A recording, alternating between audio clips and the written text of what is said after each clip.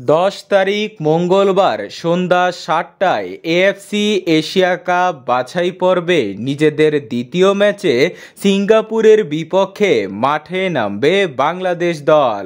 সিঙ্গাপুরকে হারাতে ইতিমধ্যেই ভুটানের সাথে একটি প্রীতি ম্যাচ খেলে ফেলেছে বাংলাদেশ দল।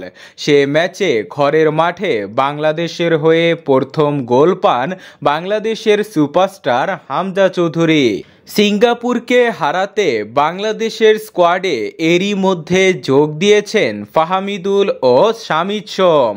এই তিন তারকাকে নিয়ে সিঙ্গাপুরকে হারাতে বেশ শক্তিশালী দল সাজাচ্ছে কোচ হাবিয়ার ক্যাবরেরা, যেখানে গোলকিপিং পজিশনে থাকবে বর্তমান বাংলাদেশের নির্ভরযোগ্য গোলকিপার মিতুল মার্মা। ডিফেন্সের রাইট ব্যাকে থাকবে সাতউদ্দিন, একজন ভালো রাইট ব্যাক যিনি গোলমুখী ভালো ক্রস দিতে পারেন। সেন্টার ব্যাকে থাকবে দলের অধিনায়ক তপু বর্মন, আগ্রাসী ও নির্ভরযোগ্য ডিফেন্ডার তিনি।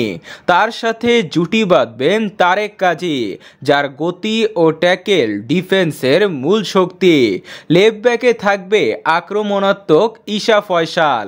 এই চারজনই ডিফেন্সের দেওয়াল হবে। ডিফেন্সিভ মিডফিল্ডার হিসাবে দলের একমাত্র ভরসা নাম হবেন হামজা চৌধুরী, যিনি শেষ ম্যাচে গোল পেয়েছেন। সেন্টার মিডফিল্ডার হিসাবে থাকবে জামাল ভুঁইয়া, যার পাসিং ও গেম কন্ট্রোল অসাধারণ। অ্যাটাকিং মিডফিল্ডার হিসাবে এসেছেন শামিদ সোম, দ্রুত গতি ও চৌকস খেলোয়াড় তিনি। এছাড়াও আক্রমণ ভাগে দেখা যাবে শেখ মোরসালিনকে। লেফট উইঙ্গে থাকবে ফাহামিদুল ইসলাম, যার দিকে সবার আলাদাই নজর থাকবে। রাইট উইংয়ে থাকবে রাকিব হোসেন, যার গতি ও ফিনিশিং অসাধারণ। এই শক্তিশালী একাদশ নিয়েই মাঠে নামবে বাংলাদেশ দল।